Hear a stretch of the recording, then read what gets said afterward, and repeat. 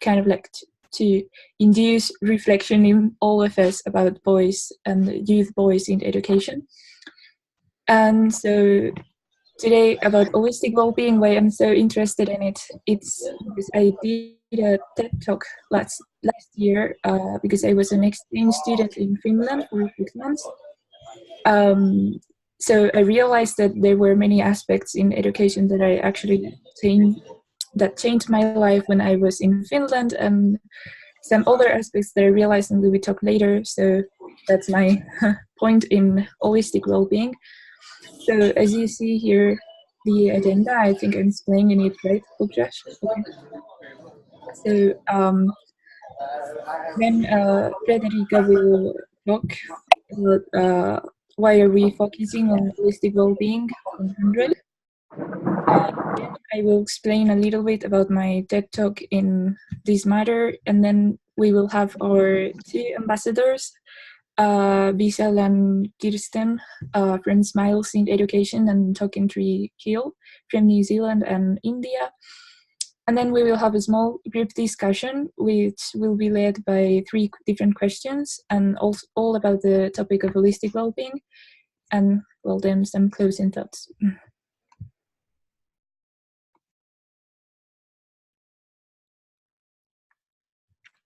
Hi everyone, I'm Frederica and I'm on the research team at HundrED. I don't know if you've had, oh sorry, can you hear us? Yeah, I don't know if you had a chance to look at our research report, Every Child to Flourish, yet. However, in this report we looked at why holistic wellbeing is so important at the moment, and how much it came up in our research that it's something that is really lacking from education globally at the moment. Some people are doing it very well, however that practice isn't being shared in a lot of schools. So we're really trying to highlight and we found, we think, some great initiatives that are really working towards creating a holistic wellbeing environment for lots of students.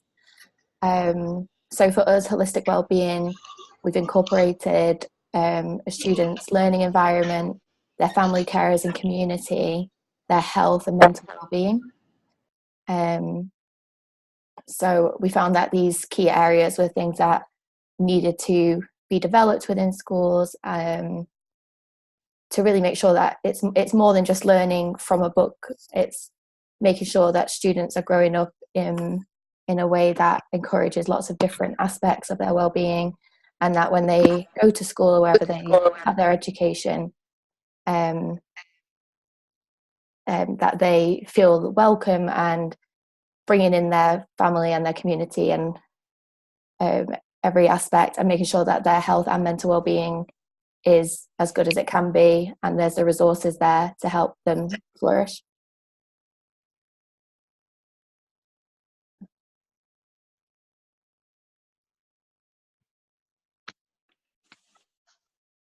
Perfect. Yeah, I think. Yeah, if anyone has any questions about why HundrED, like how the process was, and how the HundrED map, which is a collection of like 10 themes that we're focusing on, came, and Freddie will be more than happy to answer any of the questions. So just feel free to leave it in the chat and she will take it from there. But thank you, Freddie. Carolina, do you want to introduce the next speakers while I share my screen so everyone can see?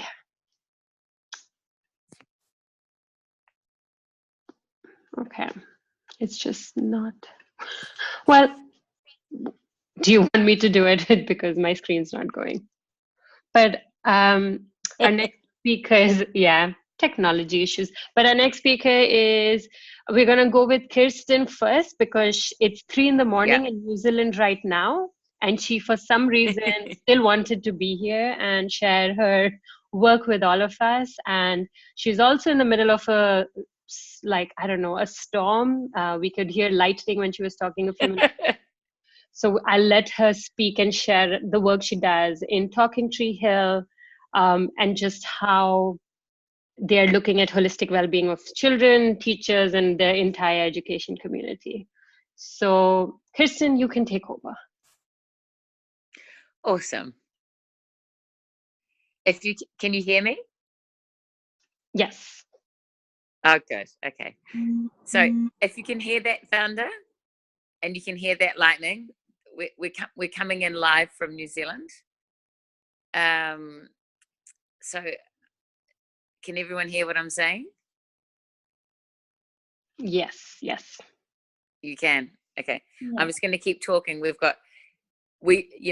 So we're talking Tree Hill, and we have we're in the most beautiful kind of rural district, and at times, this is 3 a.m.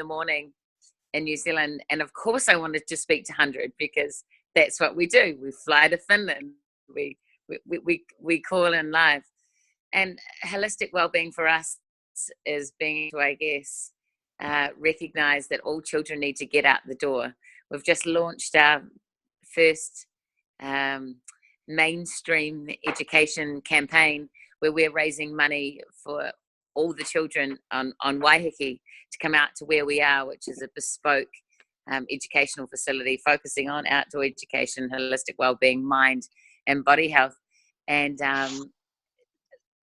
people are really interested in what holistic wellbeing is for children at the moment, because there's that shift from the academic into, what does education actually look like for the whole child?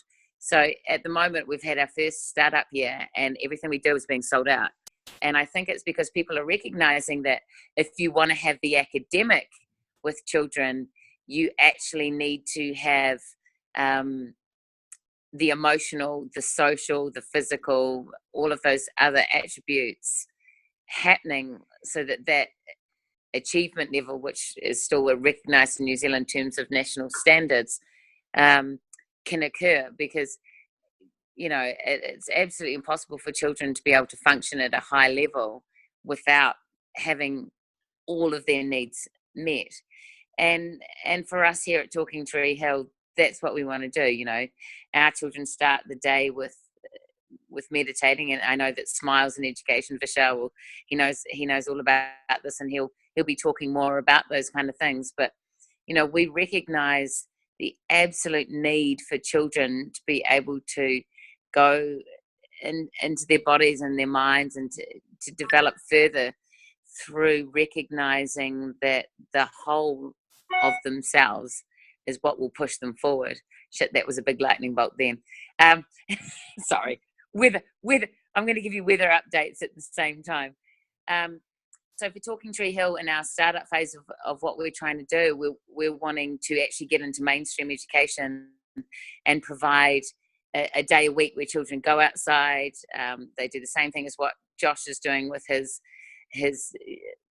community share website, as well as that, bringing community back into the education system. So it's really exciting time for us, and it's really exciting that everything we seem to be doing at the moment is being sold out, because people are recognizing the fact that what we do now can't just be focused post-industrial revolution, the academic mindset. It has to be about the full functioning holistic well-being of children, because the only way that children are going to achieve academically is if they're balanced within those realms. And so that's why what we're doing, and the forest schools are doing, and the bush schools are doing, and everyone at the same time is just recognizing that children need to be children, and to do that they need to be tapping into what holistic well-being is. And we do that through outdoor education, but we also do it through arts and through music and through science and learning by doing. Our last event, which was last weekend, was about the children going through a outdoor awesomepreneurial kind of program, which we call Outdoor Awesomepreneurs. And that ended up being the children having their own market, and then having a high conscious high tea, which meant that they helped us make food, and they kind of recovered food from different places and went out and did stuff. And it took us a whole term to create this event, and then we watched them shine. And the way that they learnt academically was by doing, and through purposeful play, and by just by playing. From, if you're going to create a market stall, then you're actually going to make it yourself. You're going to cut out the wood, you're going to paint it, you're going to, you know, create this thing, and then you're going to make the products for it. Then you're going to, you know, just this whole process of actually where you start with something and when you get to with it. And, you know, I feel really privileged at this point that we're part of the HundrED community, because we have already got someone coming over from, you know, Helsinki, you know, like we met up with Pete Morehouse, and he's coming over to do a workshop with us that combines what we're doing holistically in New Zealand to what's happening in the UK as well. So, you know, when I'm talking about holistic education, I'm also talking about global education. Not only is it for the children, but we feel very lucky that now we're meeting up with people globally who have that same incentive. So when you have that same incentive, you can meet together, meeting of minds, and you can share what you're doing, learn from what they're doing, professionally develop yourselves, so that you can then pass that on to the children and pass that on to your community.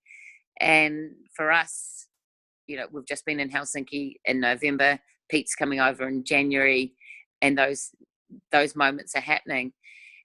And that is also what holistic education is for children.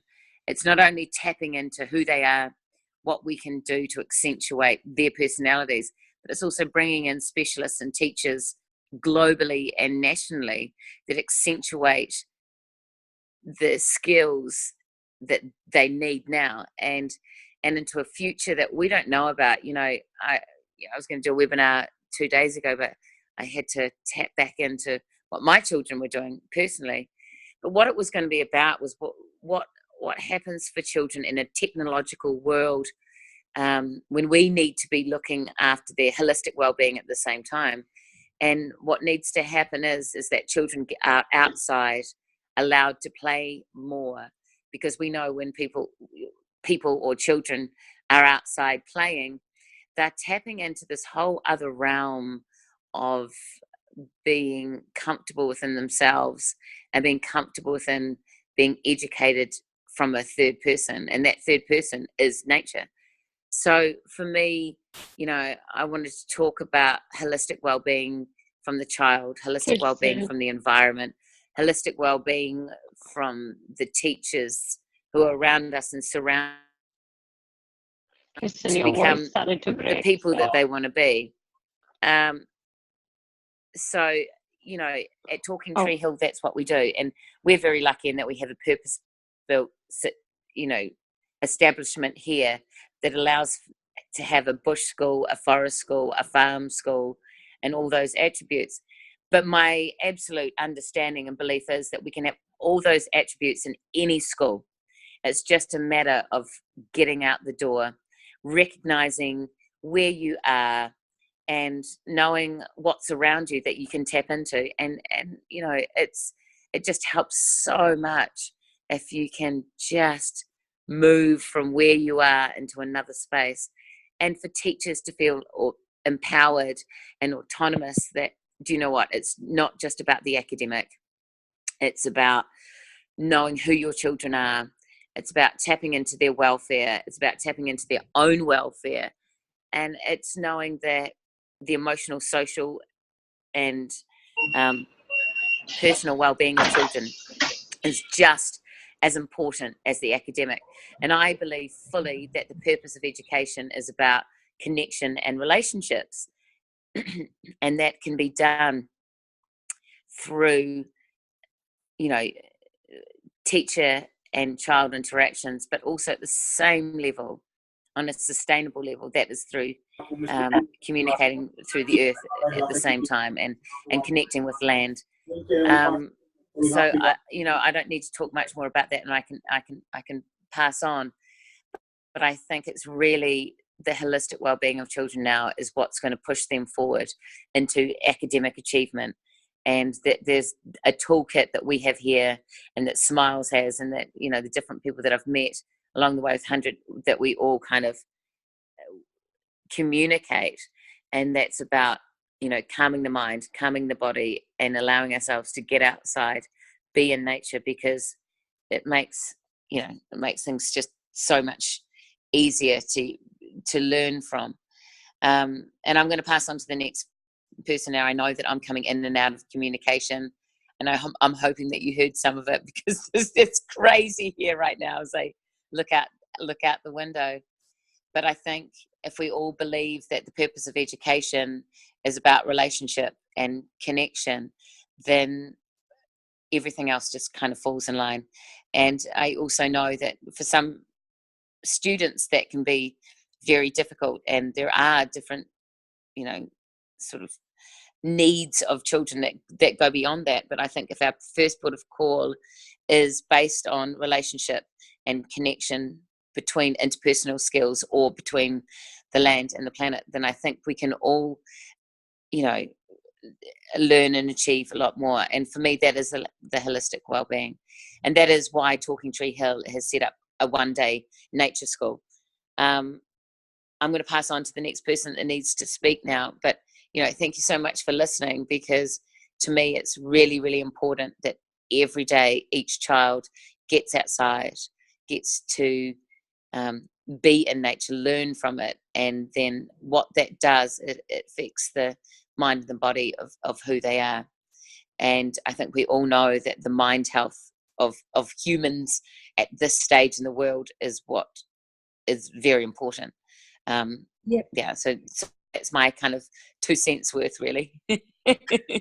There's some questions for you in the chat. So yeah.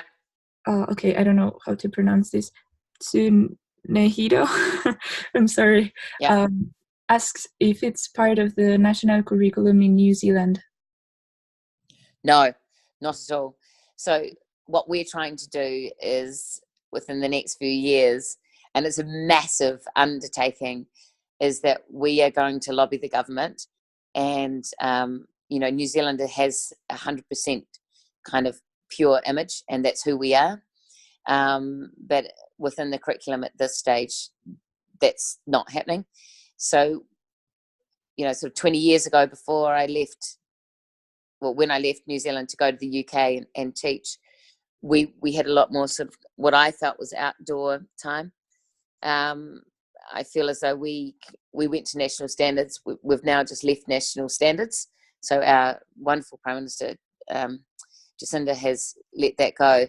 But no, we don't have that at all. So that's the aim of Talking Tree Hill, is to kind of get this one-day school and break into the curriculum.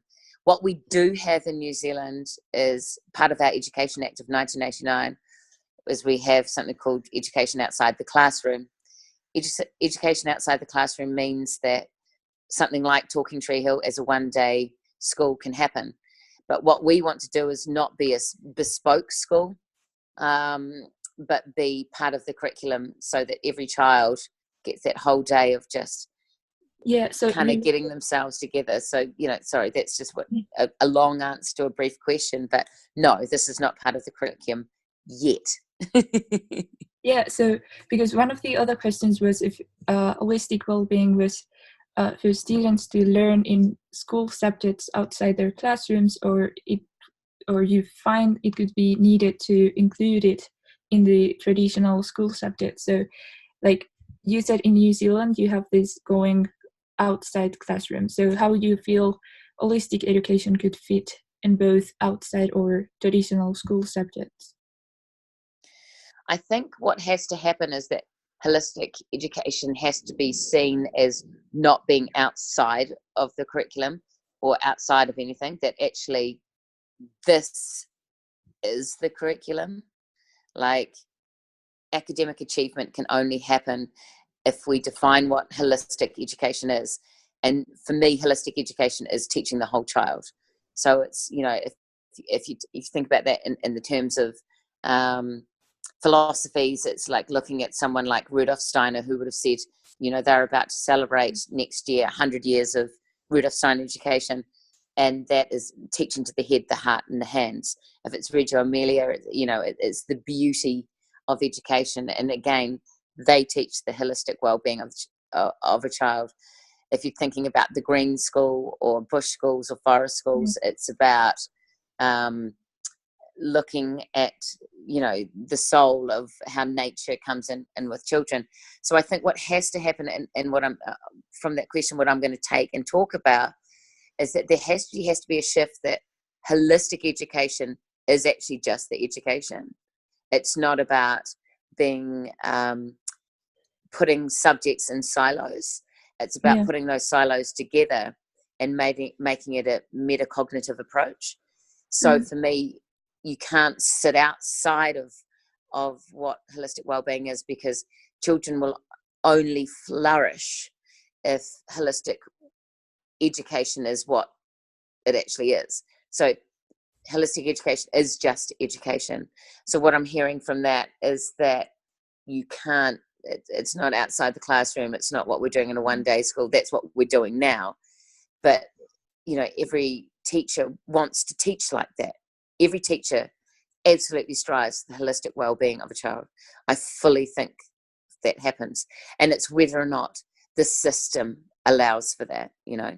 I don't think any teacher that I know of, or when you go into the teaching realm, is trying to just wants to teach the subjects, because they understand that when you get into a schooling system, that it is about how that whole child functions. And if you are teaching to how a whole child functions, then it can't be subjectified. So it means that even though what we're doing with Talking Tree Hill is holistic education, that's not the way forward. It's about bringing holistic education into mainstream education and ensuring that that actually is the paramount focus, and that we don't have to separate it. So I hope that kind of answers what's being said there. It's just that I think we it's metacognitive. So, but still, Pukraj asks here, if you can tell us more about how you incorporate native stories and music in your school, because even though you feel education, like holistic education, should be in both curriculum and extracurricular, to say like in the whole life of the student, which is the purpose of education. If you can tell us more about how you incorporate these native stories and this and music in your school to make education more holistic, if we can say so. Yeah, 100%.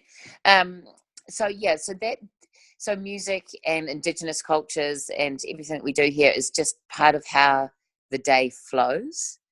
So it means that when we're speaking to a child or when we're interacting with a child, it's, you know, in New Zealand or at Talking Tree Hill and with Puawai, we do it through Te Ao Māori. So it means that we learn the language. It means that if it's music or it's art, it just becomes part of how we process the day. So there'll be a karakia, which is just a blessing at lunchtime for food or kai. It'll mean that if I need a child to connect, to come inside, to wash their hands, or, you know, to come in from the farm or the bush or the forest, that it's done through conversation and that it's done through song and through music. So what we're trying to do, and what I was touching on before, is not subjectify what we're doing. So it means that it's part of the flow and that our day is set up that those things just flow through. So, okay, so for example, there's not a 40-minute time where we sit down and we do music and we learn a different song. That will happen, but it comes from when we see the children have that need. So it will be a time when they're starting to feel maybe a little bit discombobulated, you know, and they're like, okay, so what do we need to do now? So often music is our therapy, or art is our therapy, or te ao Māori is our therapy. And in terms of how we speak and what we do, then we will bring in that next thing. And that leads into the fact of, you know, holistic education in terms of intuitive teaching, so that you read what's happening. And then that allows the process of metacognitive learning to happen as well, is that if you have strong teachers that know their stuff, and, you know, and we saw this in Finland, that you have that they know their children, they know what's going on, they know what the day needs to happen and flourish, so that the holistic well-being of a child can happen. So at Talking Tree Hill, that's what we do as teachers, that we read the situation and what's going on. We observe, we evaluate, we reflect. And so that might just mean that music and art or whatever needs to happen will happen at certain times. And that happens, you know, that can happen in education when teachers know their children, they know the connection and the relationship to the children, that they also listen to the children's voices. And that's a massive part of what we do here, and what, you know, I recommend to all teachers, is that you're listening to the authentic voice of the child. And then in a group, and then you can read and you know what you need to do next. So that's how we do it here in terms of what Pukaraj is saying, is that it's intuitive, and you read kind of the energy and the feel of what's happening, and you're prepared, you know. So that also, what happens with that is that our day, even though it flows, we will have things planned. Whether or not those things happen is dependent on what's happening with the children and the staff at the same time. But it's not about being underprepared. It's about knowing that you have the skill set, knowing when you pass that on. And that's a part of recognizing where you are within your environment, for us as a nature school, but also in terms of an academic school, and also in terms of where each child is and their needs. So for us, it's very important that we know where children's levels are independently. So it takes a lot of observation, and it's not hard. It's about reading a situation and being intuitive to the children's needs. And that's when you meet their holistic well-being. So I hope that kind of answers what that question is there. It answers actually many questions, but you still have more. If you go in the chat, there's people asking about the parents and about how you assess and how you metric all these holistic things. But I think we can pass through Vishal, and you can answer everything in the chat, and then you can go to sleep with your storm. Yeah, I mean, there's a lot of questions around what we're doing. You know, it's massive. It's massive when you've gone through the Industrial Revolution and where education sits. It's big. It's really, really big. But I think if everyone just did 3 things with education, and that would be listen to the child's voice, understand that the purpose of education is connection and relationship, and that if they understood that academic achievement can flourish from there, you know, I think we would have a really good baseline of what's going on. So yeah, thank you. Yeah, thank you so much. Awesome.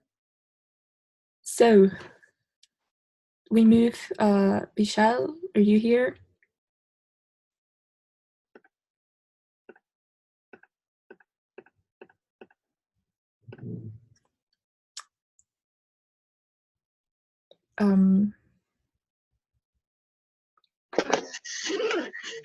I don't know if you're... Hello, can you hear me? Yeah, okay, now, yeah. Hello. Hey Vishal, we can hear you, but you just might have to be a little louder. Okay, let me try with my earphone. Is this any better? Yes, yes, thank you.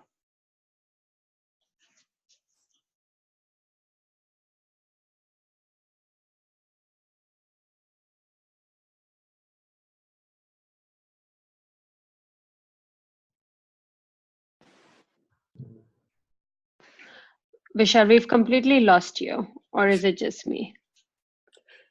No, I lost him too. No, Hello? I can't hear me. Okay. Is it coming back? Yep. Yep, there you go. Yes. Hello. Yes. Yeah. So I think there's something maybe wrong. Just raise your hand if you don't hear me anymore. Okay. For now, it's good. Yeah. Okay. So I just said good afternoon, good morning, good evening to everybody, and just show me a thumbs up if you hear that.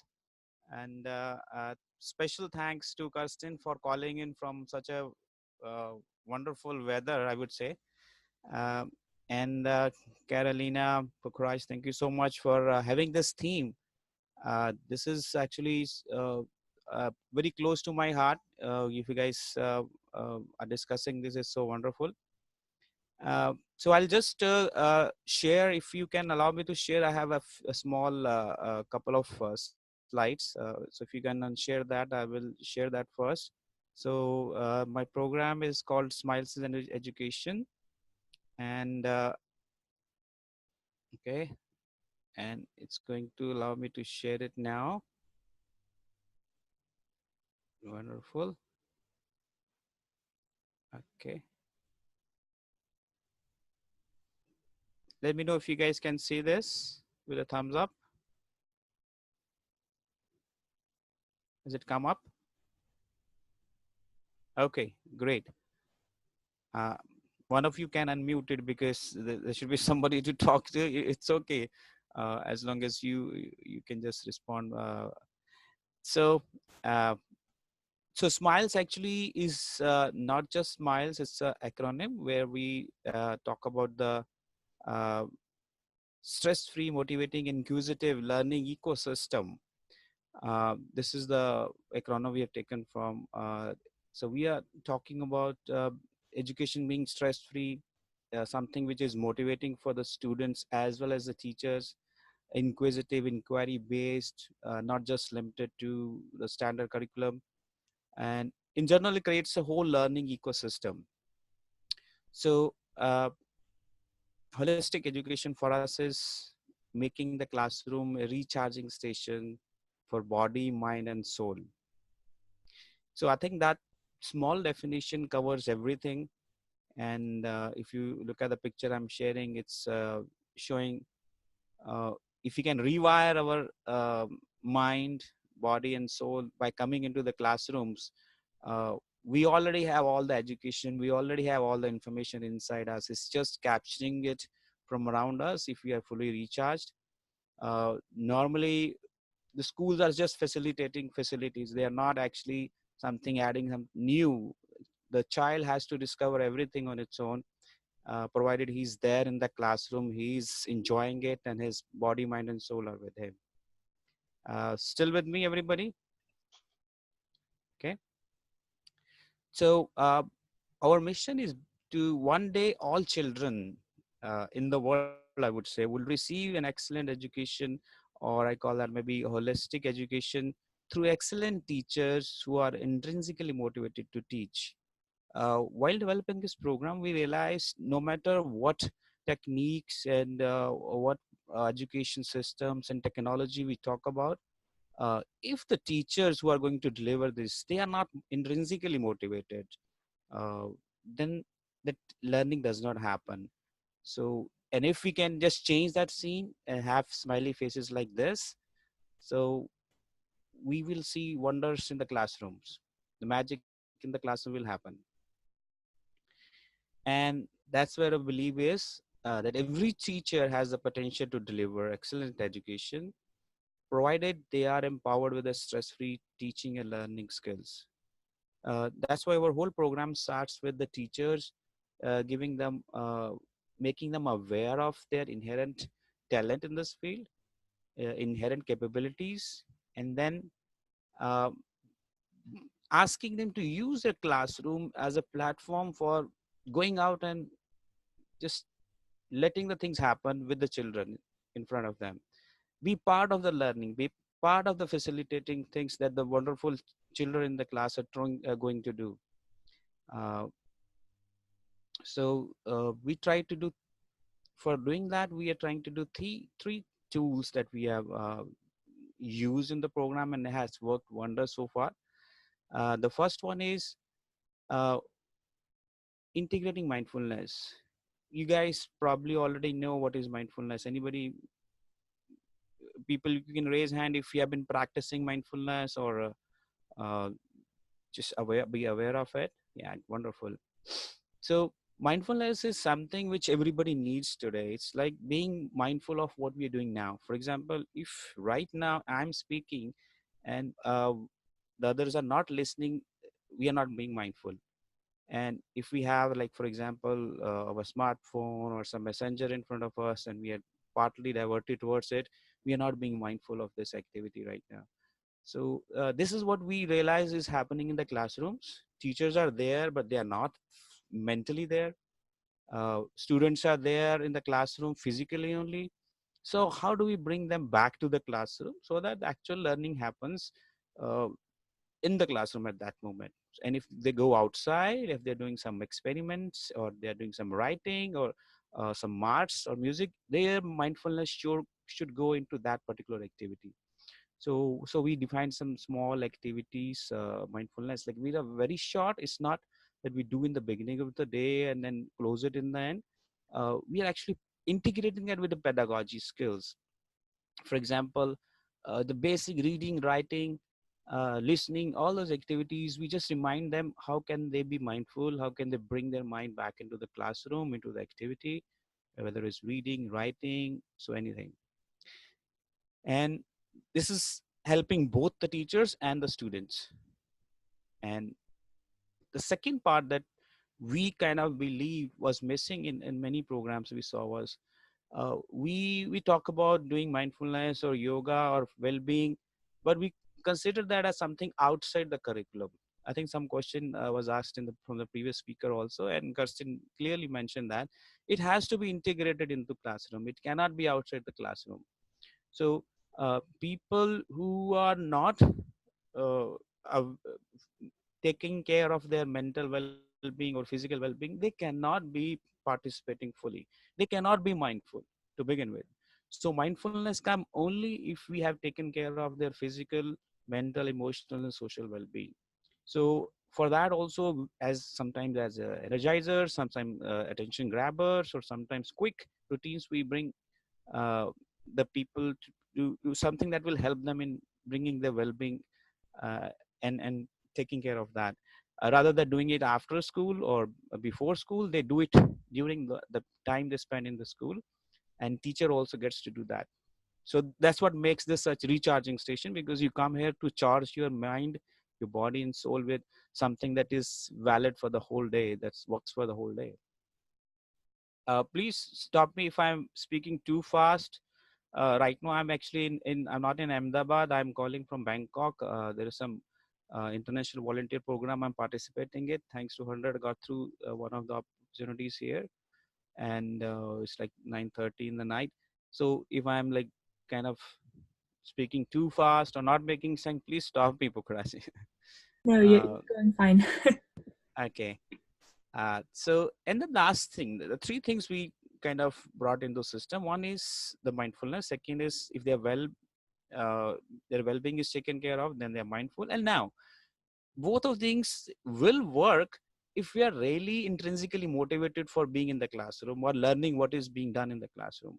So we discovered the psychology of what a person loves to do. Many people say we'd love to do everything, but maybe studying in the classroom. Even teachers would say, we like to go traveling or music and art, but not teaching. Many teachers say that, but there are, of course, passionate teachers also. So the question was, how do we find passionate teachers? If they are not passionate, how can we expect the holistic education to be delivered? So we said, okay, we went to this Japanese term you might have heard of, ikigai. So if teaching or learning can be part of their daily ikigai, something that they wake up in the morning and look forward to, oh yeah, today I'm going to teach this, or today I'm going to learn this, teacher is going to do that, we're going to go out and do this. That's what will ignite their passion for teaching and learning. So for that, we trying to use whatever makes them passionate for something. We use those skills to reorient them towards what they're supposed to be doing in the classroom for that day, and for how they should be teaching in the classroom. For example, if a teacher loves music, loves to sing, we tell her, okay, what gives you a kick when you're singing? So just take that and use the words that we would need in the classroom for the teachers for today's topic. If somebody is very good, like to do some art or drama, we tell her, okay, let's plan a drama around with the students in front of you. So things like that makes a connection between their inner passion and what they're supposed to be doing. So we don't believe that passion is something inherent and it comes by birth. We believe in developing passion. We believe it can be developed for the classroom by the students and for the teachers if they know what is that giving them that passionate love for it. So the result is we have productive classroom, because if you're mindful, you're doing everything what you're supposed to do, your academics improves, your well-being is taken care of, then your classrooms are compassionate, there's less of bullying, less of teasing, taking care of each other in good and bad times, both between teachers and students and amongst students. And of course, all this, if they're passionate about going to the classroom, use that as a platform for taking out their passion, the classrooms would be joyful. So this is pretty much what I had to share with you. Of course, we have developed some curriculum around this, which talks about how we open up a class session and then how we work through it. So we call it mindful opening, mindful closing, uh, and then a mindful learning in between. So this is how our lesson plan looks like quickly, if you just are interested. And the big fat guy is how we try to get to the bright brain of the teachers. You open it through your head, your brain, the classroom, and then most of the processing happens during the learning part, where all the body parts are working. And finally, you have to close it. So your base is on this closing. If you're not doing a good closing, everything will fall down. So that's where the reflection and synthesis and gratefulness comes into picture. So I won't go into details of this. I'll probably open myself for questions at this point. Yes. Well, thank you. And there was some hot topics coming in the chat about stress and different opinions. Okay. And there are some questions from Bookrash. Here it says, so what's your opinion on schools across the world cutting sports or PE classes for more time for academic subjects?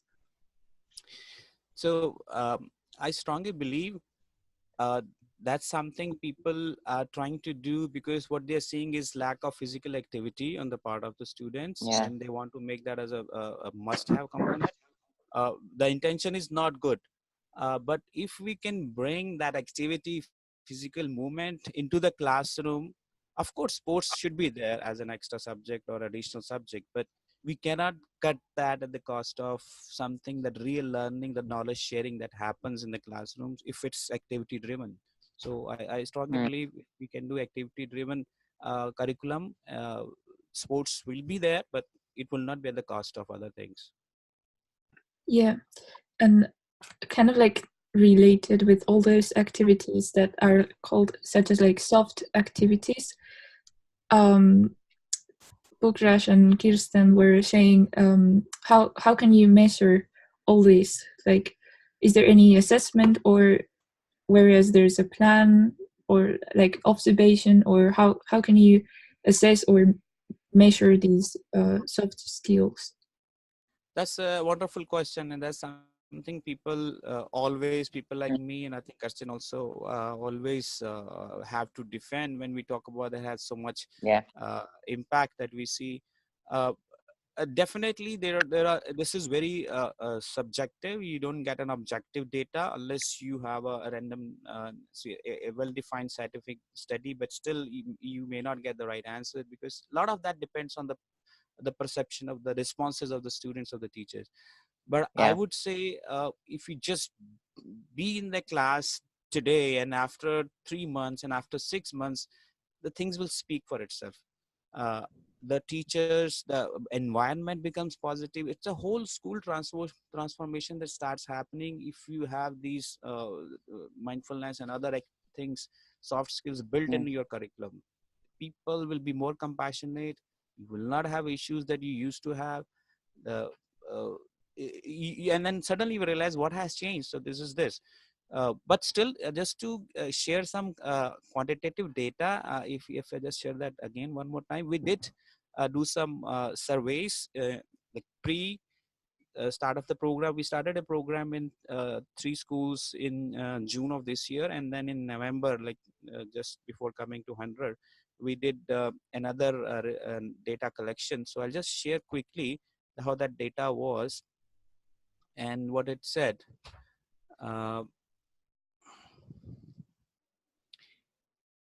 Of course, it's again a very small data point. So what we did, we basically asked teachers for their responses to three things. In general, sort of questionnaire-based data, how many people believe their well-being has improved. Of course, everybody that, because there was some improvement, we're not talking about how much improvement, but some improvement they saw. The rules or the mindfulness routines that we use, 90% of them, it's so easy to implement. We don't have to give any extra time for them. So it's not that we're doing something additional. So they loved it. And then we said, has the joy levels increased, which was our definition of whether they have become motivated for coming to school and teaching and learning. So it was like 80% said that. And people have seen, even though it's joyful class, it's not noisy. It's just, it still calm students who are attentive, but they are having fun when we want to have fun, not at the cost of each other, but with the enjoying it, that portion. And the participation level has increased, which has been one of the major concerns, because students are tuned out. Teachers are tuned out. The moment you bring mindfulness, they come back to the classroom. They come back to the activity in hand.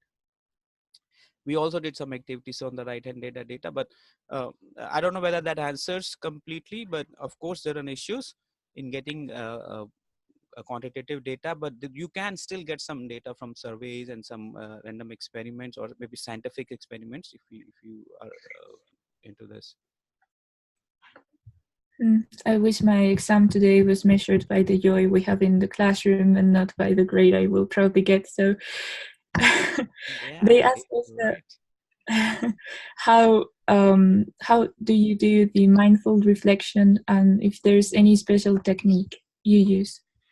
That's one of the most important part. If you look at this big fat guy that we use as our lesson plan guy, the feet is what we call as a closing. For example, assume we have a 30-minute session lesson. In the first 5 minutes, we do the opening. For 20 minutes, we do the learning part, which is major academic learning or activities happen. In the last 5 minutes, we do a combination of reflection and synthesis, where so before everything, we have a very small anchor for mindfulness, which is the breathing. So we take a deep breath. And if you guys are still with me, I will request everybody to let's take a deep breath so that we can understand this better. So I'm going to take a deep breath. Please be with me. Hold it. Feel happy. And breathe out. So the moment we do that, everybody, it's attention grabber. It's a mindful attention grabber. They know something is going to happen good for them. They come back to the classroom, and then we synthesize what we did from the beginning of the class.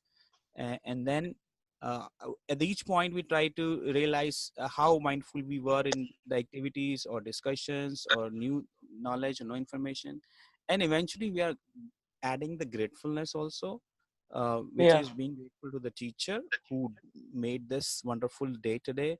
We are grateful to the classmates around us. That brings the compassion and reduces the personal teasing and bullying. And also to the facilities, and of course ourselves, that we have been so honest today in being mindfully attending the classroom. So everybody, if you get this moment of self-appreciation 3, 4, 5 times a day, you can imagine what wonders you can do and how joyful your whole day will be. Yeah, does that answer? It's briefly the overview, but does that answer your question, please?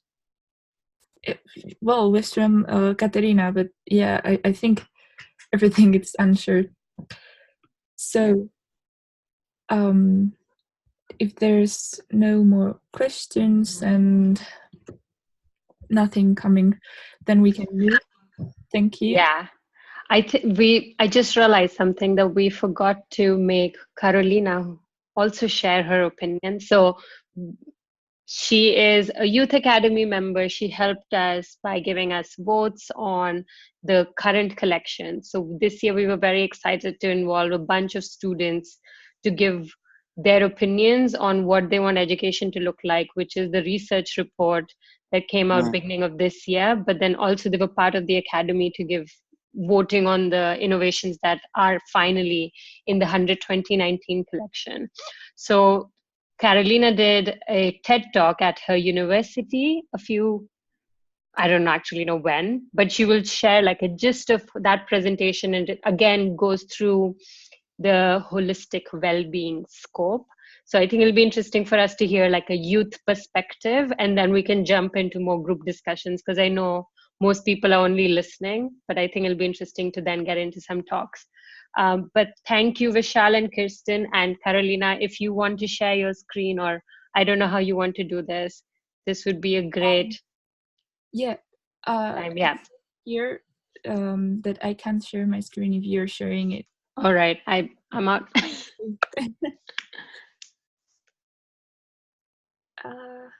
Okay. Yeah. Let's see if I can. Yes. Do you see something? Mm-hmm. Okay.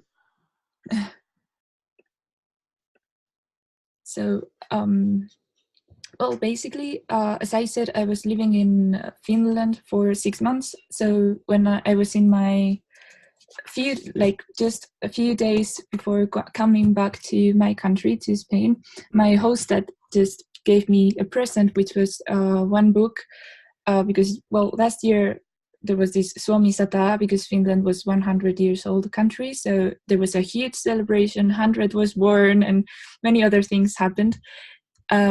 So he gave me this book called The Finnish Miracle by Andre Noel Tucker, which is actually from Canada, but he was living in Finland, and he was amazed by how Finnish people actually created this huge nation in just 100 years, and with so many things. Sorry, something saying. So yeah, I started reading the book, and so one of the things that actually amazed me the most were the possibility model. So they take one curve, which is they call it korvatunturi, which is literally mountains of ear. So it's a mountains that actually listens to the kids when Santa Claus or like Christmas time, this mountain is supposed to listen to the kids so that Santa knows which present goes to its kids, right? So he uses this image of the mountain who is always listening to describe how Finnish success was possible. So he describes 5 different paths to go to the top of the mountain. So he says that if you want to achieve success, you have to first have an open mind for everything to come, any suggestions, things that are unexpected, everything. Then you should be focused and keep going because of trial and error, so that you can, learn from the things you did wrong and also discover new things. Then working harder and smarter, like using your time properly, not wasting times in things that are not showing results, or just focusing our efforts in the things that actually bring us joy and bring us good results. And then sisu, which is something really Finnish, and probably every person who has visited Finland have heard about sisu, is their ability to keep going. Like, it's so difficult to describe, because it's they say it's like a mixture of bravery and persistence. So, and that's how they overcome the First World War and the Civil War and other things that happened to the country. And then in the top of everything, just being yourself.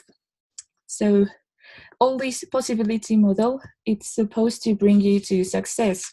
So if it was that easy, why there was no one actually talking about how to achieve personal success and social success in schools? So then I visit Berlin, and if you went to the Berlin Wall, there was this sentence which says, many small people who in many small places do many small things, they can alter the face of the world, which is favorite sentences ever, because I think it gives the importance to the local and to the little things that actually HundrED wants when it comes to taking new innovations in the HundrED web and HundrED program and community, which is taking things first from the globally to the local and from the local to the global aspect. So in schools, I feel there was a lack of, or at least in Spain, I felt that there was a lack of this realizing the powerful impact that we as individuals have in the society. So when I was in Finland, I realized that everyone was so concerned about this. I don't know if it's because they're just a country of 6 million people, which is the population of Madrid, so they feel that they actually do have more impact in their country than we do. But I thought this was a really huge difference from both countries. So then I realized also that in Finland, they were so focused on how we, the Z generation, learn, because we have probably you know Ken Robinson. So he says that our system is so not updated. It's 100 years old. We don't learn that way anymore. Well, I think we haven't learned that way at any age, but still nowadays with internet, everything is so different. We learn more visual. We are kind of like impatient because we can have knowledge just in the blink of an eye. We don't have geographical barriers. Like, look at us. We're from New Zealand, India, Spain, Italy, like different parts of the world, and we are all together with no barriers. We have different challenges like climate change, the new forms of education, and the workplace flexibility, which actually change the works that our kids or I myself would do in the future.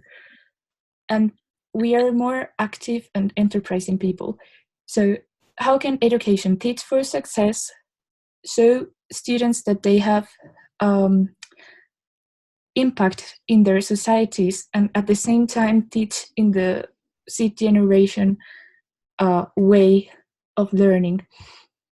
So for me, there was another book, which is 10 Rituals for Living a Radiant Life, from the book The Monk Who Sold His Ferrari by Robin Sharma, which is these books that are for help, like when you're feeling depressed, you go to library and you buy these kind of books. So that was a book that I bought at some point of my life. But then I realized that it was a key of everything, that holistic education and holistic well-being was the key for solving many problems in education. So the first ritual, he says, is solitude. Learning how to be in silence, how to be alone, how to gain power just by breathing, and what Vishal said about being mindful of the moment you're living, being present, not being, if you're doing, a project, you're just focusing in a project, you're not thinking of any other thing. And that comes from learning how to be alone.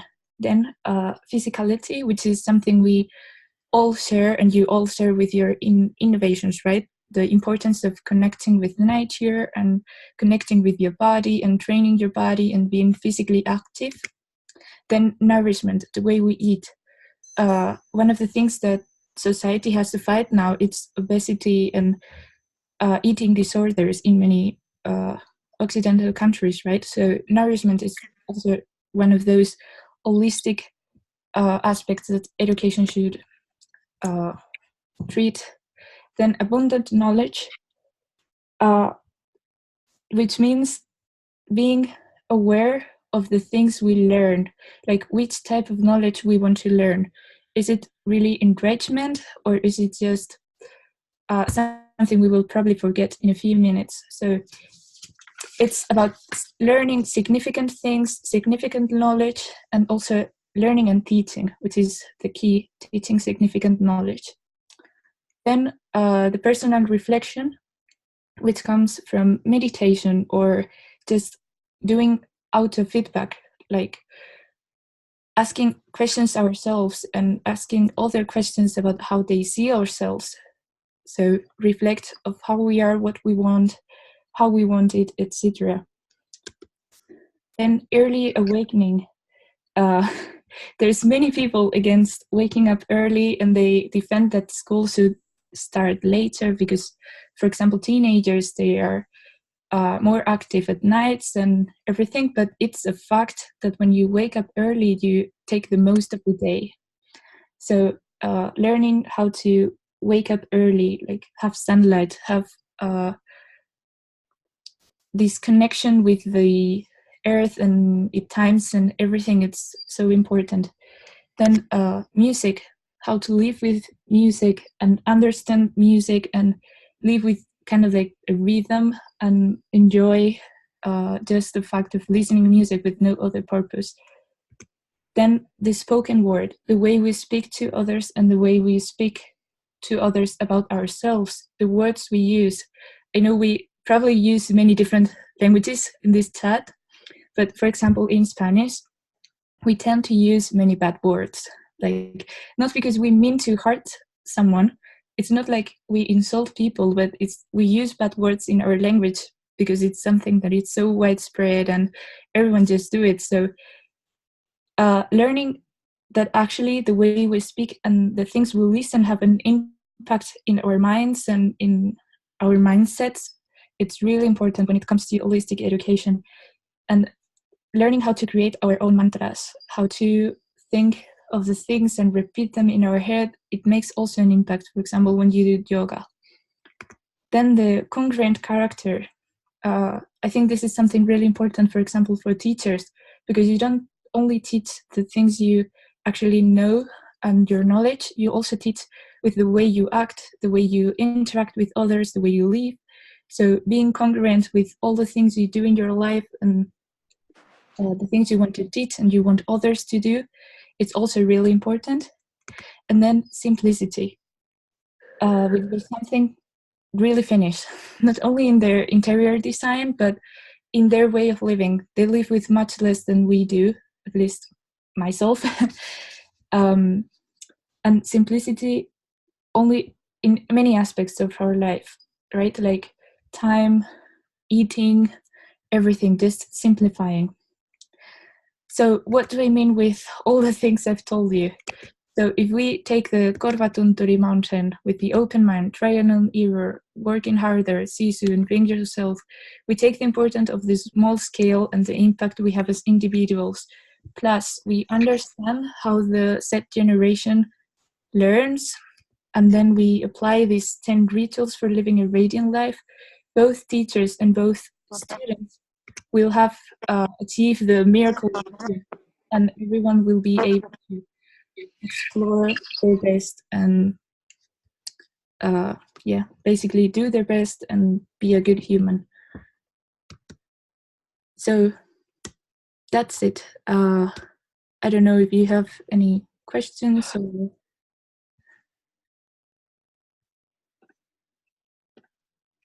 Thank you, Carolina. I think everyone was just too impressed to have any questions. But it's so inspiring to me to hear you talk, because when I was in high school, I don't think I was paying attention so much to mindfulness and reading Robin Sharma and, exploring how to be my best version. It was more of just following what the crowd was. So I truly, it inspires me to hear from the students how different students are these days. And I think it was inspiring for everyone on this talk as well, who are teachers, and they can hear a youth perspective and think about how they're supporting their kids as well. So thank you so much. Yes. So, if anyone has any comments, feel free to unmute yourself and share. Alma has already left a kind comment on the chat, so thank you for that. The next thing, so we have around 24 minutes more. What we'll do now is that we will break into smaller groups, and these will be random. We'll break you into 3 groups. And there are 3 questions, right, Carolina? Oh, actually, I have to share my screen. There are 3 questions. Group 1 will take first question, group 2 will take the second question, and group 3 will take the third question. If you want, you can take a second to maybe take a picture of this, because you wouldn't know which group you're in unless after you're like divided. So the first group will be answering the question of how do you think national public schools can manage to adopt a holistic well-being perspective in their education. Group 2 is going to look at what main impact do you think holistic well-being can have in both local and global contexts if you approach it in the ways the 3 speakers so far have shared. And the last group is going to talk about, are the teachers prepared for teaching holistic well-being, and what are the different, I would say, activities that you do in your classrooms, in your networks, which you would like to share in this talk. So I'm going to wait for 10 seconds, take a quick picture, just so that you know what these questions are. I'm doing it myself. And then I'm going to break everyone into 3 groups. And if you're in group 1, group 2, group 3, you can answer the question. If you don't know which group you are in, just, you know all the questions. Have a nice chat. Finally, this is the moment when everyone talks. It'll be for 15 minutes, and then I will bring everyone back. We'll do a final sharing, and we're going to close out the call. But breaking you guys into 3 groups. We'll have 3 to 4 participants per room. So see you guys in 15 minutes.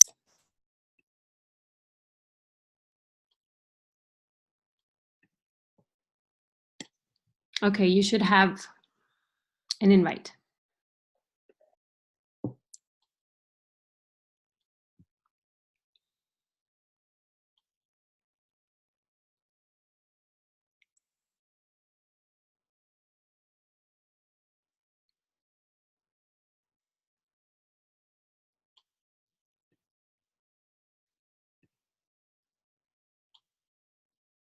Do you guys have an invite? Do you have to click and go to the breakout room?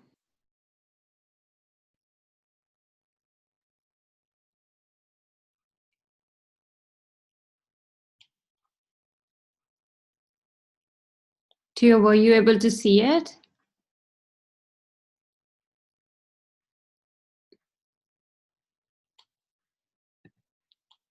Okay, perfect.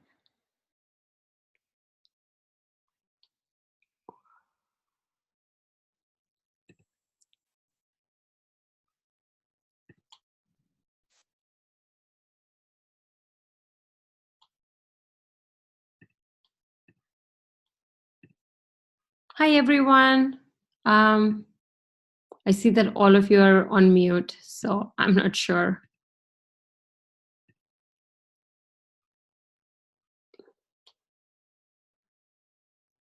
We are UNO Internacional, and we have incorporated emotional well-being into the curriculum that is offered by this system. We are present in over 400 schools in Mexico. So this is a topic that we truly think is the foundation for teaching well and teaching happy children. Yeah. And it's integrated into the daily activities as well. Yeah. So that's me. Hello, everyone. Amazing. Welcome. What was the name of the, UNO? UNO, yes. UNO. UNO. Okay. Yes. Is it 100 innovation? Because I feel like I know the name. It is, right? Yes. Yes, it is. Okay, so you're from that organization. Perfect. Good to make that connection. Okay. Anyone else? Like, there are 2 more people. I'm trying to find my pen.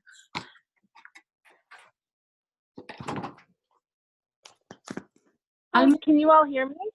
Yes, yes. Hi, my name is Jenny Finn, and I'm calling from the U.S.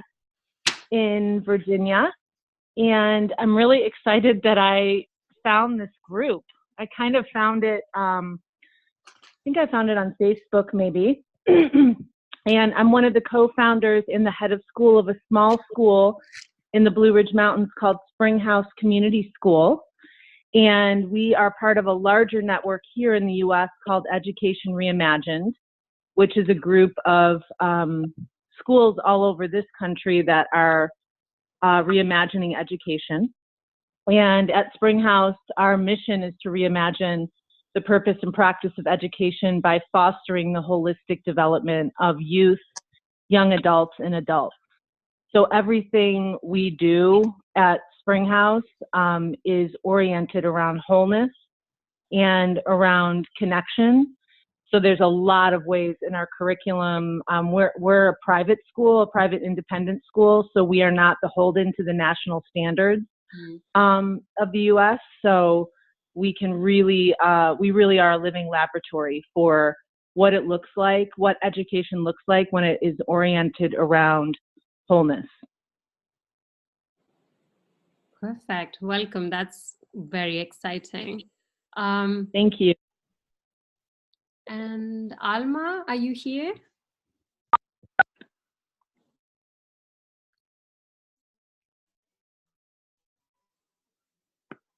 Alma? I'm not sure if she's here. The audio was distorted. Were you speaking? Yeah, no, I was just saying, do you want to quickly introduce yourself just so that we know a little bit about you? Okay, I am from UNO. I spoke earlier. I am a consultant. We work with various schools regionally so that we can reach all the schools nationally. Yes, UNO. Yes, sorry. So then I think Alka hasn't spoken. I think I got confused with that. Or are you both from the same organization? Alka, no. Okay, Alka, you go ahead. Only I have spoken. I don't think Alka has spoken. Okay, my bad. I'm sorry. I got confused with the names. Alka, would you like to introduce yourself? Yes, maybe a little louder.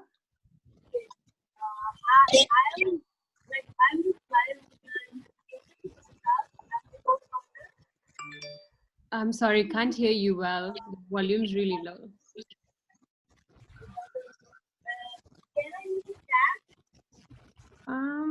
Yes, I think you can. Oh yeah, you've written, oh, so you're from Ahmedabad, India, and you're a co-founder of Smiles in Education with Vishal. Okay. I think you'd written that in the beginning, which is still there. I'm not sure if you can write now because we're in like a smaller group, but you can try. Okay. And just a very quick intro to me. I already said this in the beginning, but I am from India. I live in Finland now, and I'm the head of community at HundrED. And the idea is to kind of do these like mini online talks with each other so that we can, you know, discuss things. And it's quite exciting to see people from Mexico, US, Finland, India, everywhere just coming together and discussing holistic well-being. So I'm taking notes so we can at the end share our group's notes with everybody. But the first question is just, or which group are we? Well, we are in third group. Okay. So the question is, are teachers prepared for teaching holistic well-being? Is the bigger question that we are trying to answer today. So just would love to hear your experiences working with teachers. How do you see them working in this space? Because I feel like there's a niche crowd that is working in holistic well-being, like jumping right in. And there's still a lot of teachers who don't know how or are not even thinking about it because they're so busy just teaching subjects. So would love to hear your experience in your local context on how holistic well-being looks with teachers and how they teach it or how they on their own engage with it.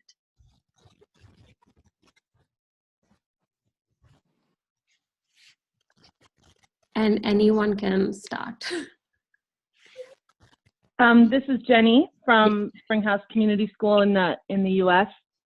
And this is I'm really glad I landed in this group because this is probably the most important thing to me as the head of school at Springhouse is that our teachers, when I'm even looking to hire we don't really even call them teachers. They're more mentors and guides in an active part of the learning environment. So they're learning and growing along with the students. We're not the model where the teacher is the expert in handing down content to the student, though they may have content that they are an expert in and they're very passionate about. They see themselves as curious, always something new to learn. And that takes a lot of professional development of the teachers. And so when I'm hiring teachers and looking at who's going to be a part of Springhouse Community School, the first thing I'm looking at, even before a resume, is, are you inspired? Do you take care of yourself? Are you taking care of your body, taking care of your heart, taking care of your soul? Are you connected to your community? And believe it or not, I mean, I have more people. We are a small school with a small budget, and I have people who will say, I want to work at Springhouse, even if I have to volunteer to begin with, because I want to be in an environment where my personal growth is supported, where I can really teach, facilitate, and mentor around themes and topics that I love and am passionate about. So teachers and facilitators have a lot of freedom. They teach what they want to teach and learn within 6 fields of study. So I don't tell them what to teach. They choose a pathway, and then they teach what they love. And then they have many opportunities, including singing, dancing, meditation, community circles of support, that they have all of these opportunities to be growing and supporting themselves so that they can be of service to the young people. Yeah, and I think that's really important, that kind of ownership for them to also explore, because if you're expecting, for them to facilitate that kind of learning experience for younger kids, they have to have experienced that. And I think it's Alma who's written on the chat that we feel that teachers come from what their educational system itself has offered and formed in them during their professional preparation. And mostly that has not been holistic well-being is not a part of the curriculum in education training, even now. So that's definitely a big thing. Yeah. Yeah. And our educational system, I would say, is in pretty big trouble nationally around, because there's such a focus on, it's content driven and test driven. And so the holistic well-being of the child is, honestly, within the national system, I don't see it being taken care of very much at all, which is really, really devastating and troubling. Yeah, definitely. So what kind of, I'm curious to know from everyone, and Alka, you can also just type if it's easier, because I'm not sure if your voice, but do you want to try saying something? Maybe it works now. Please go ahead.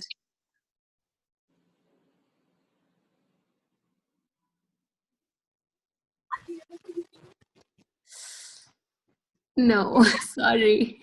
The volume's really low. Why don't you type it? I will say it for everyone. But I think, yeah, so Alka just previously right now said that if the well-being techniques help them personally, they will like to take them to classrooms, which is interesting. I would love to know if you've ever had a pushback from a teacher, because when I was a teacher trainer, a lot of them found it too too soft and too cuddly, all these kind of discussions. And a lot of them didn't want to open up personally. And I completely agree. It takes a lot of PD. It takes a lot of relationship building before you even can care for your teachers as a teacher trainer or as a school leader. So how do you deal with pushback from teachers? If they don't want to open up in that personal sense?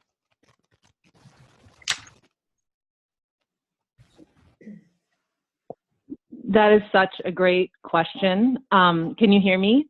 Yes. that has happened, of course. And I think because what we're doing is absolutely really not included in higher ed teacher, if you're training to be a teacher in college, what we're doing at Springhouse. In fact, our lead teacher at Springhouse was traditionally trained in a college. She decided not to pursue her public teacher certification and come and teach at Springhouse. She did a practicum both at Springhouse and at a public school, and she couldn't bear to participate in what was happening with the young people. And so she's a really great example of someone who left and wanted something different. However, we've had the opposite, where someone comes, they don't really want to do that relational work with themselves or the community. And I mean, it doesn't work. It doesn't work because our mission is to foster holistic development.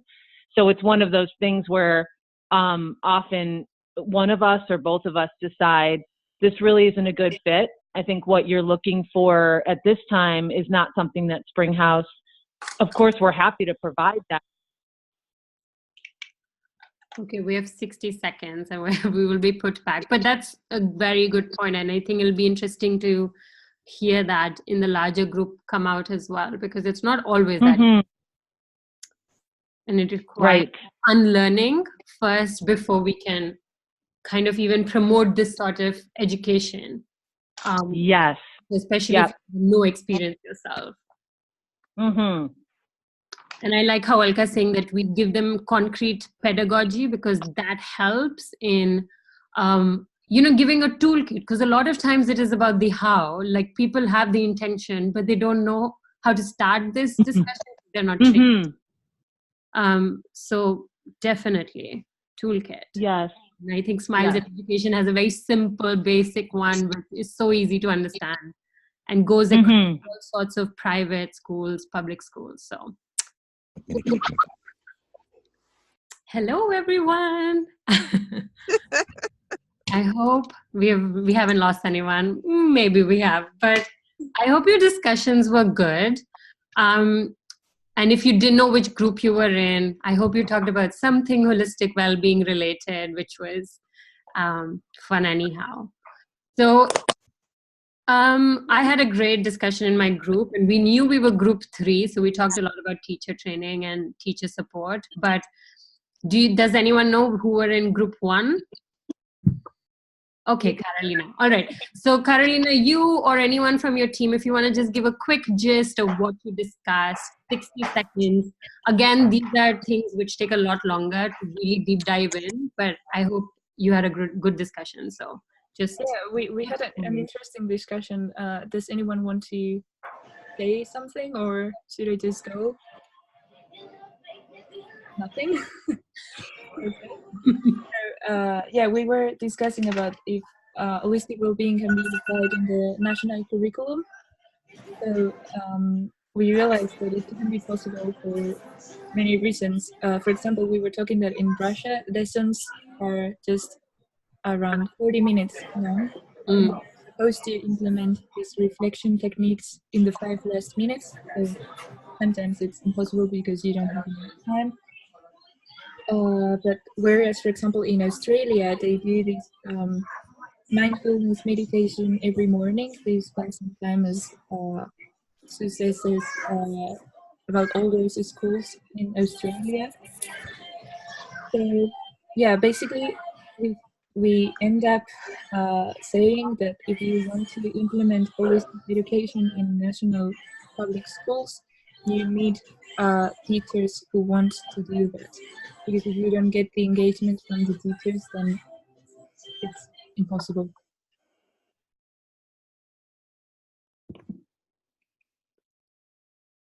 Yeah, that's an interesting point. I would love to hear like any teachers who have used mindfulness or like activities. If you can like put it in the chat, that would be interesting to see. Like, how do you engage with, if you have a 30-minute class or a 40-minute or a 1 hour, and how do you play around with it? So even I think it'll be good for the Russian teachers. I think it's Ekaterina, but I'm not sure, how they would she could take some steps away. But from group 2, would anyone like to give a quick gist of what you guys talked about? You have to unmute yourself. That's a bigger.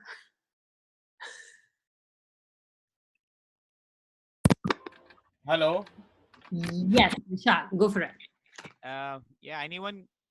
You can hear me now? Yeah. So Diana was taking our notes. We had all the 4 people still with their videos on. We really loved the discussion, I guess. I just wanted to add a comment to Carolina's thing, that what they agreed on question 1 was something exactly the solution we're trying to find, how we can make it part of the curriculum without taking any extra time. So if anyone needs more information, they can go to my website and look at what we have. But coming to our question, we had Diana from USA, John from Singapore, Luca from Bolivia. So guys, anybody would like to summarize? We already summarized before the end of the session. You're on mute. So for the sake of, should I just go ahead and maybe just correct me if I miss something, Yes, Diana? go right ahead. I will be your backup. Okay. You go right. Thank you. So basically, what you said, I'll start from what Luca said, was every small happening, the beginning or the idea starts from the local school. Pretty much what Carolina was having in her Berlin Wall writing. So it has to start from a local level, and then small things add up, and eventually it becomes a global phenomena. And we also talked about whether it's not just the education part, it is our emotional and spiritual or the mental well-being, which is very important, which can really make a difference in how we talk to each other in the classroom, and eventually how to talk to each other religions and each other countries. So it will boil down, if we learn how to talk to each other better, how to be compassionate in the classrooms, it will eventually make the whole world a better place, less fightings and less conflicts. So it eventually boils down to that. That was our key message. And John also mentioned every child should know their purpose of education, why we were there, what are they doing. And yeah, so that was pretty much the positivity promotes productivity was a quote from Diana. I really loved that. And I think she has been practicing mindfulness a lot. She talked about that. So thank you so much, Diana, for adding on to it. Any questions on what we discussed or summarized? I'm just realizing we're now at 5:30. So I'm going to maybe stop, but I will share very quickly about what my group discussed, just so that we can close the circle. But I do think there are a lot of overlaps. We talked, our bigger question was about involving teachers, and can teachers lead holistic education change in their classrooms? And we had just amazing people. We had Alka from Smiles in Education as well, who works with Vishal. She's a co-founder. So she's been doing this amazing holistic education pedagogy in India. Then we had Alma from UNOI, which is in Mexico. They do similar work. And then we had Jenny from Spring House Community School, which again, they do a lot of like wholeness, community-based activities. So it was just really nice to hear, but we did discuss that it's not easy to implement, purely because it requires a lot of effort and requires a lot of PD, which goes back to the fact that holistic education and holistic well-being practices are not part of our curriculum, a teacher training or educator training curriculums across the world. It's wonderful to hear that Australia has really taken it as a part of their curriculum, but most of the world is still trying to figure out where they stand on this and how to maneuver this, this mushy concept, because a lot of people are also very uncomfortable with opening up to others. And we talked about, like, there has been times when when education leaders have felt a pushback, but what helps is building that personal relationship. Requires a lot of work, but you have to, walk the talk, I guess. So you have to be mindful, you have to be open and honest and friendly, and that's when then it trickles down to your teachers when they see how they can do it, and then that would further trickle down to the classrooms. And it helps to have toolkits and like basic, like Smiles in Education is a great toolkit. But again, this community has so many beautiful ideas to offer on how you can promote mindfulness and holistic education. So just having that openly available, because again, all of us need it. And it's just something that we all need to do for ourselves and our own well-being, but also our students. So I think that's overall what we discussed. And something Jenny brought out, which was very interesting. She said that she hires for people who are curious and who are inspired and who work on their own well-being, so that she knows that when they'll join the school, they'll also work towards their students' well-being, which was an interesting insight to like hire for such people when you're running a school or a community-driven like initiative, to get the right people with the right mindsets. Yeah, so that's what we discussed. I'm now running through because I don't want to keep everyone for too long. But I hope this was interesting. Again, we will never be able to really go deep into this unless we spend 4 hours, 5 hours discussing holistic well-being and breaking down every toolkit that's out there. But I hope that this was useful for you to just kind of have a, you know, like a superficial understanding of what even Smiles in Education or Talking Tree Hill has been doing. They've spent so much time in developing their programs. And also all of you, you all have your own expertise in this space. So I would love to invite all of you to join the HundrED community. This month, we will be posting articles on holistic well-being. I posted an article today on sexual education, which again is a big part of holistic well-being, but we just don't talk about it because it's awkward. So just engage with the conversations on the group, connect with each other, partner up, and, you know, like ideas start from there. So I hope you had a good time, and please do give us any feedback. I will share a feedback form either tonight or tomorrow. So would love to get your feedback. And if anyone has closing thoughts, I can see Vishal already does. You can please say it or write it in the chat, whatever you want. Vishal. Yeah, quickly, can you hear me now? Yeah. So I just wanted to say to everyone, guys, we are just maybe 10 or 15 people in this, but we have the same mission on the well-being part. We are doing wonderful work. Let's be in touch and join our hands together. We can do wonders, like one idea at a time. If there are 10 hands are together, we can really bring the whole world to a whole mindful world tomorrow in like 10 years. You never know. So let's continue discussing with each other. Anybody needs my help, connections there. I would love if we can share other people's contact. This is a wonderful community to be part of. Let's make this go everywhere in the world. Thank you for hosting this wonderful talk, Carolina and Pukraj. Really, I really loved it. Yeah, thank you so much, everyone. I've learned so much, and it feels really good to be with people with so much expertise and so many things to say. So thank you so much for participating, and I hope we keep in touch in the Facebook group or filling the form of Book Rash. Alma's asked, how can we keep a discussion group going, sharing our contact info? So what I'll do from my side is when I send the email out, I will CC all of you so you can see each other's email address. You can anyway see it on the calendar invite. So if you want someone specific you want to connect with, like Vishal or Carolina or Kirsten, you can do that. They're more than happy to connect with all of you. Otherwise, join our Facebook group. I post there a lot, so I'm always on Facebook. So I will be happy to talk to you myself or connect you with whoever you want to connect with. And that's my promise. So with that said, thank you so much, everyone, for joining. Have a good night, good morning, good day, and hope to see you in the next thematic talk. Yeah.